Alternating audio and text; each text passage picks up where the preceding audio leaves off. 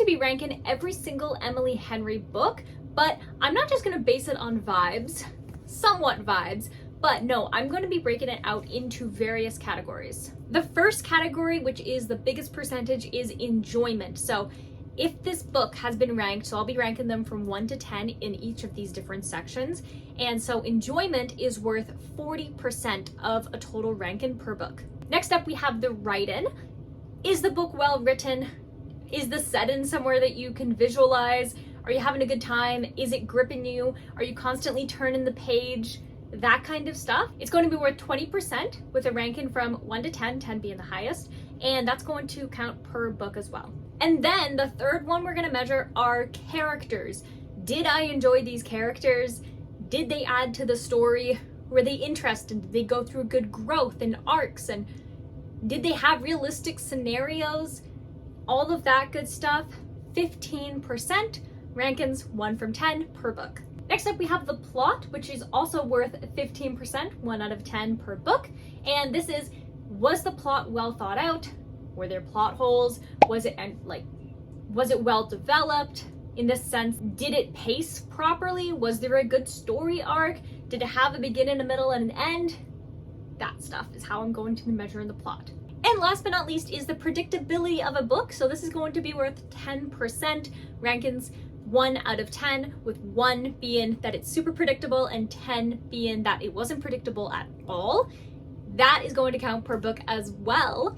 And this one is definitely lower on the rankings because, especially books like these, they tend to be a bit more on the predictable end, and I honestly don't really mind predictability, but when it comes to ranking a book using this kind of formula that I've developed, I've classified these as the main parts in how to measure and properly rank a book. So that's what we are going to be doing. So let's jump over to my Google spreadsheets and rank each of these books. Right, so I have the same formula that I did for my Hunger Games ranking video, except this time I've blocked out column G here because that way it will be a surprise which one ends up being the winner, unless you can do fast math, but let's try not to do any fast math in this because we also know that my formula is a little bit broken, so it is going to add an extra digit, and I have not figured out how to fix it, so this is just the way it is. So we are going to start.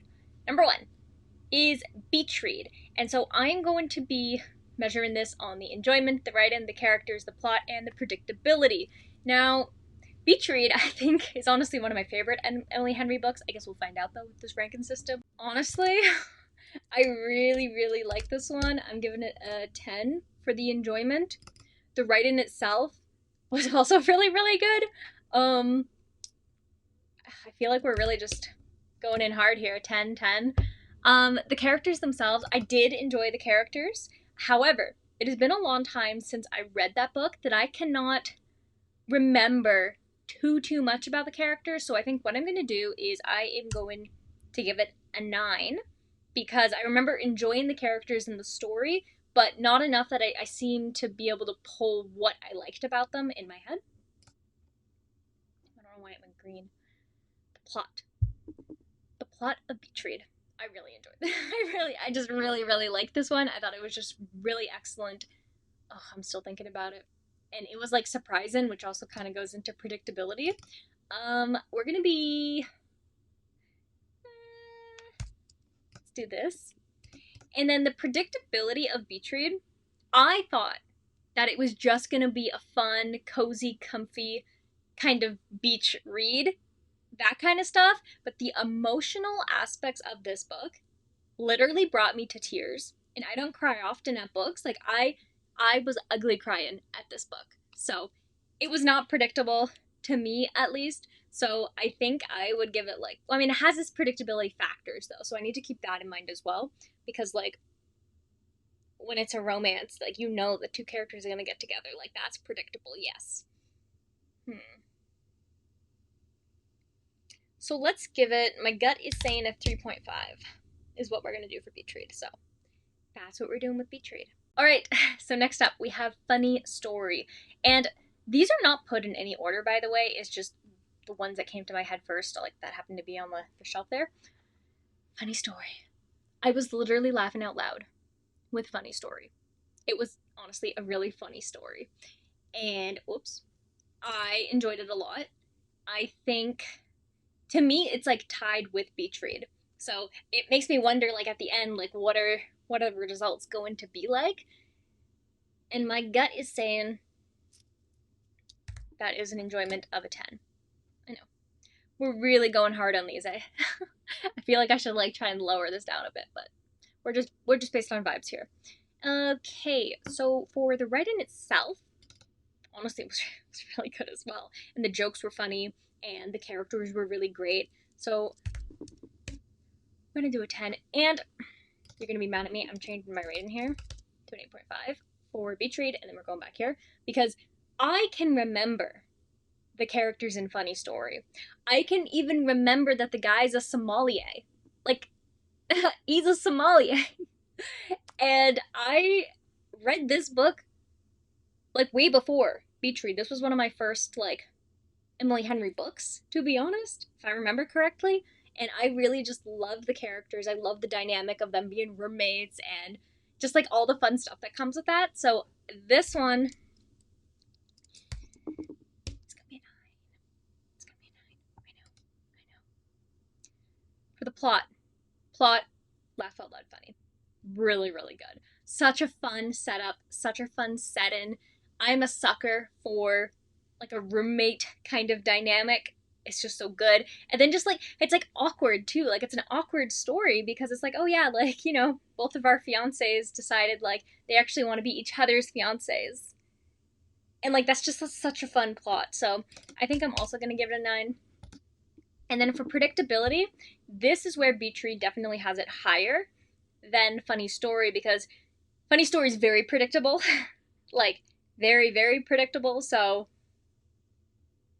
yeah, predictability of like a 1, I guess, because it's really predictable. Next up, we have Book Lovers. And this one I read more recently. I think I read it in February of this year, 2025. And I liked it. It wasn't my all-time favorite, but it was still good. And I really liked like the bookish aspect of it as somebody who has written books and is working on getting their book published and like all that cool stuff. So I found it really fun to be able to go into that dynamic, and it had like that fun small town vibe, a lot of forced proximity, and it was like honestly a great time.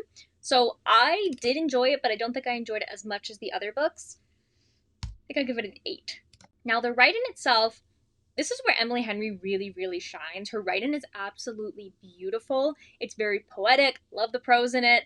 It's gorgeous. It's just very gorgeous. So I feel like a lot of the times it's like, yeah, her writing's always very, very high. So this one I will give a 9 though.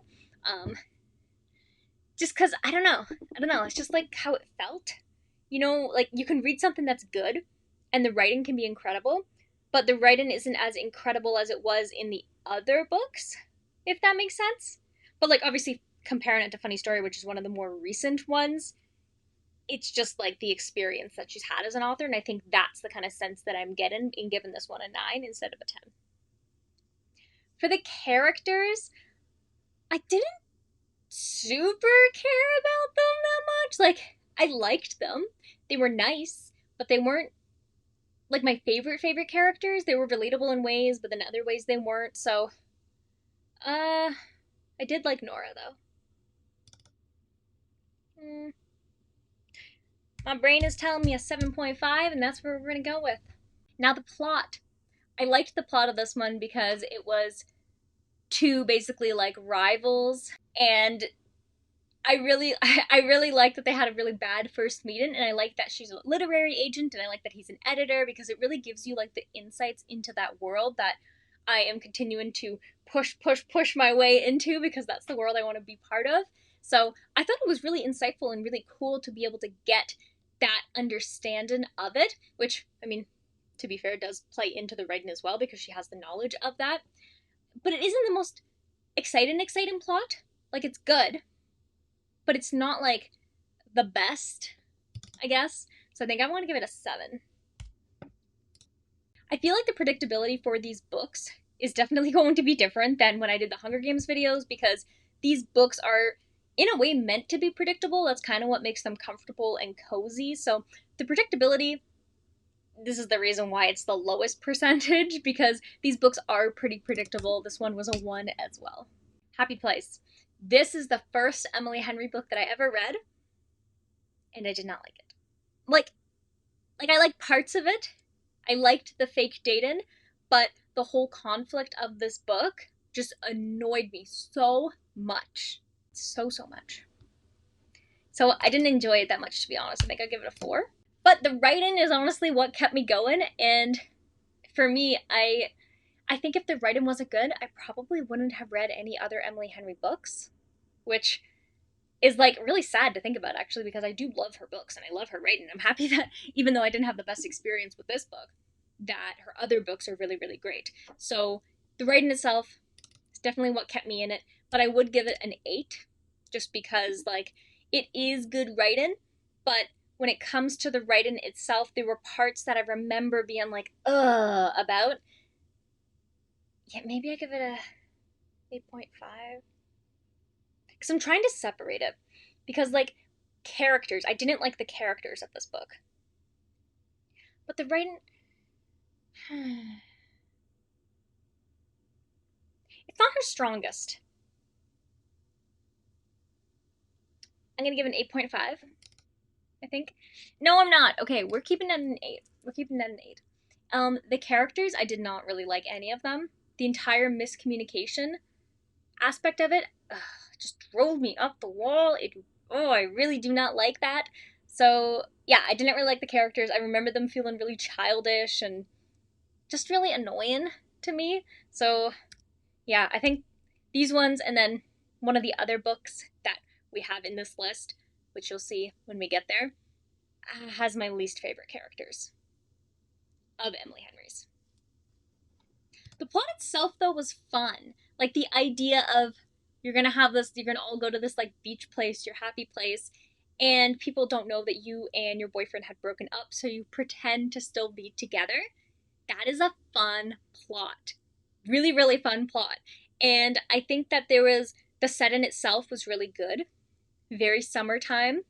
And the awkward situations that the characters got in was good as well. And so I do enjoy the plot of this book. I just did not really like the characters, and a lot of it came to the enjoyment factor was just that I did not really enjoy the book, and I think it is because I didn't really like the characters and I hate miscommunication tropes. So the plot itself, though, was good. Like, I think that the way it was paced, the way that it follows like the story arc, like all of that is really good. So yeah, I don't know where this one went wrong, to be honest, but I'll give it a 7. For the predictability, this book was incredibly predictable, and I don't usually mind predictability, but because this one, all they had to do was talk to each other, and you knew that they were going to talk to each other, and things would get resolved if they talked to each other, it was like pulling teeth. It was predictable, but it was like pulling teeth, because you knew what was going to happen, and characters just weren't behaving.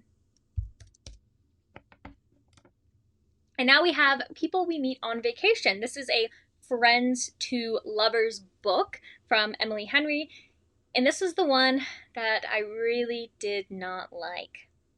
And you'll see, because it has the similar themes of Happy Place, where this book had a miscommunication trope. And it bugged me so much, because all they had to do was talk to each other. So I did not enjoy this book. I'm not usually a fan of friends to lovers either, to be honest, so I think that's definitely part of it. I like enemies to lovers and like forbidden romances and stuff. So with this one being like a friends to lovers miscommunication trope, I was like, oh, come on. I didn't enjoy it. Like, I enjoyed Happy Place more by like a smidge. The writing, though, was cool and good, because you got to be exposed to a bunch of different locations, a bunch of different settings with these characters, and just follow along this like gigantically long friendship, which I remember right, I'm pretty sure was like a lifelong friendship for these two characters. And they just always go on vacation together, and they meet all of these cool and interesting people. And it's very like summertime, beachy, fun type of vibes. So the writing itself, again, with Emily Henry, is always good, but my issues seem to stem from the enjoyment factor as it relates to the characters. Because these types of books are all about the characters. And this is what makes it, I think, I mean, a lot of books are about the characters, but if you have like a really, really compelling plot, like a mystery, you can usually kind of look over some characters that you don't like because you're more invested in the story. But for these stories, it's these characters' stories. And so I think that's why there's such a big emphasis for me kind of ranking these books, and why the enjoyment and the characters are like the biggest parts of this. And I didn't like these characters. I really didn't. I'm giving them a 2. I really didn't enjoy them. They really bugged me. All they had to do was talk to each other, not ignore each other. And it's not that I don't even like Friends to Lovers. There are some Friends to Lovers books that I do really enjoy. I really liked Carly Fortune's Every Summer After. That was a really, really good long-term Friends to Lovers story. I really enjoyed Ready or Not by Cara Bastone. That was like a friend's brother's friend to lovers story, and I still think about Shep constantly. But yeah, there are definitely some that I like. So it's not that I don't like any Friends to Lovers stories. It just seems to be that I don't like the Emily Henry ones, which is kind of interesting now that I think about it. I've never really thought about it until doing this review, and I'm like, huh, I think that's what it is. Anyways, moving forward to the plot of this book. This one is about, like I mentioned, two best friends who always go on vacation together, and they obviously are head over heels for each other, but they don't act on it. And that's all I can pretty much say about it, to be honest. Like, you can guess where it goes. I wasn't too excited about the plot, to be honest. I didn't really care too much about it, actually, if we're all being honest here. It was honestly probably her most forgettable story, in my opinion. Of course, reading is subjective, and the predictability in this one, very similar. It is also a 1 because it is very predictable. Because it's very predictable, similarly, like I said, all of these books are very, very predictable. It's kind of the way it goes. But yeah, this one, I really didn't like this one. I'm sorry. And then last but certainly not least, Emily Henry's newest book, which people are very divided on, is Great Big Beautiful Life. And this is interesting because when I was talking about the plot of these other books, most of them are very character heavy. Whereas Great Big Beautiful Life is Emily Henry's more kind of like in mystery romance story, where she's weaved in more than just one focus, where in this one, the subplot was the romance in my view. And so this one's going to be ranked very differently because it is very different than her usual stuff, which is why the big divide kind of happens, especially with this book. And I would say for this one, I definitely enjoyed it. But how much did I enjoy it? I enjoyed it more than Book Lovers. I did. This one, what I thought was really fun about it was the two different kind of like timelines, because you have people who are interviewing this older woman whose name's Margaret, and then you get like Margaret's side of the story that's done in like a journalistic kind of style of like how her story would be written by the people who are interviewing her. And I thought that was really fun, and I enjoyed that a lot, but I didn't enjoy it as much as I could have because I actually was more invested in Margaret's story than the characters who were interviewing her. So when it left from her story and went back to our main characters, I'd be like, no! And the writing for this one I thought was really, really good. Like, whoops. Honestly, her writing is, like I've said 100 million times already, Emily Henry's writing is always good, but for her to be able to keep the mystery in there and have these really interesting characters and this like big plot line that just like extends generations and keeps you hooked the entire time, I think is honestly fabulous, and I really like that. For the characters, I enjoyed our characters, but it's funny because I wasn't super obsessed with our two main characters, but I was more obsessed with the older woman Margaret. But I still liked the characters and I liked their dynamic, and I like how the two who are basically competing to interview Margaret are kind of like, oh, like we're kind of rivals, but like not really rivals, but like we're the only ones who really understand what's happening, and then like they can get closer, and there's some really cute scenes with them. And I loved Margaret's character. But I think I like the characters in Book Lovers more. Isn't that funny? This one I cared more about the plot than the characters, which is like an Uno reverse card. I'm going to give these characters a 6.5. A 6.5 for these characters. But the plot, this is where it gets different. This is so interesting because like I haven't really looked at all the books like lined up like this before, which is really fun about these ranking videos. But wow, it's gonna be funny because the plot, I really liked the plot of this one. I thought it was really well done. And I want to give it an 8. That's what I want to give it. Oops, that's a 9. I want to give it an 8 because I thought it was a good plot. And I love the way that it was set up. And it ties into the predictability here because it did surprise me. Which, that's something that's really important to me when it comes to a bit more of like a mystery, investigative part of a story. That if I can figure it out before the characters do, I'm completely disinterested in the entire story at that point. When I find out that I was correct, I'm like, oh, I don't like that. Like, I want to be surprised. I don't want to be able to guess because then it feels like the book is not doing what it's supposed to.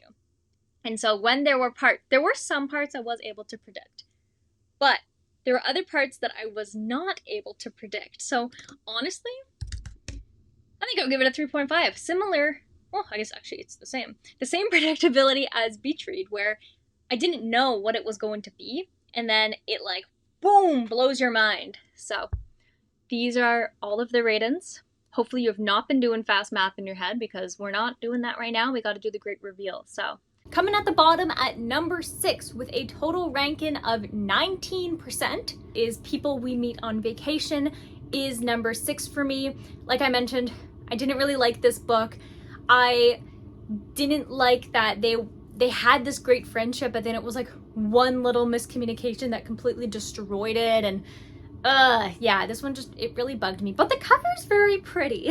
Coming up at number 5 at a total of 23%, we have Happy Place. I knew that this one was going to be towards the bottom, and I honestly wasn't sure like which one I disliked more, this one or People We Meet on Vacation, but the votes have come in. The ranking does not lie, except for whatever percentage it is doing. Again, I'm not a math person, I don't understand, but it gives me a good enough understanding of like what's going on, you know? But yeah, this one, again, I think what I think is that I just am not the biggest fan of Emily Henry's friends to lovers stories. It seems to have too much miscommunication in it, and I just don't fall in love with these characters, and they all feel very immature, especially like with the whole miscommunication thing, because like miscommunication obviously happens in real life, but I don't know, there's just something about it that it just always irks me. So number 5. Coming in at spot number 4 for a total of 32%, we have Book Lovers, which I love this cover. Honestly, I love all her covers. But yeah, what was interesting about this book, that obviously I really loved the literary setting and understanding the publishing industry. And I did grow to love Nora's character, and she had a really good kind of like breakthrough moment that I still think about to this day. And there's that scene with them on the table. Yeah, this is definitely deserving of the number 4 spot. Next up, coming in at spot number 3 at a total of 36% is Great Big Beautiful Life. And this is her newest work, which, like I mentioned earlier, that people are very divided, and you can even see like while I was ranking it, how different it is from her regular stuff. I ranked this more on plot than characters, whereas all the other of her stories I ranked on characters, not really plot. The predictability of this one is also backwards compared to all the other books, so it's really cool that she tried something different, and I personally did really enjoy this book. It reminded me a lot of my favorite book of all time, which you can kind of see behind me, Seven Husbands of Evelyn Hugo, which Don't ask, I own 2 copies and I love it. One of my friends got me one because she knew I loved the book, and then I also bought one as a present for myself. So yeah, I think that it's really cool that she wanted to try something different, and I like the way that it turned out, and I like that it's called Great Big Beautiful Life, because the way that that ties into the last part of this book, I thought was stellar. I did enjoy this, but I would not say to read this as your first Emily Henry book. Honestly, this would be like, if you want to read them all, I mean, in my rankings, maybe read it third. Coming in spot number 2, at a total of 39%, we have Funny Story. And it's funny because, haha, funny. I got this book and Happy Place the same day. And I read Happy Place, and I think that if I hadn't bought this one and didn't be like, oh, Emily Henry's writing so good, I probably wouldn't have read them. And then this became one of my favorites. Like, this was definitely like just such a good book. It's so funny and awkward, and you're like, oh, like it's like one of those, like, you don't want to look, but you want to like look away, but you're also kind of looking at the same time, situations between the characters. And the amount of just like, honestly, it's just such a funny book. It's so cute, and the situations that they're in and the different kind of events and like dates and stuff that they go on, like, it's just such a good time. I really, really like it. I really enjoyed the story, and the guy's Crocs. It's funny because you don't like him at first. Well, maybe you did, but like, I didn't really like him at first. He gave really bad vibes, but then he grows on you, and it's really fun. This is such a good story. And coming in at spot number 1 with a total of 41%, we have Beach Read. This book. I knew it was going to be number 1. I knew it because it made me cry.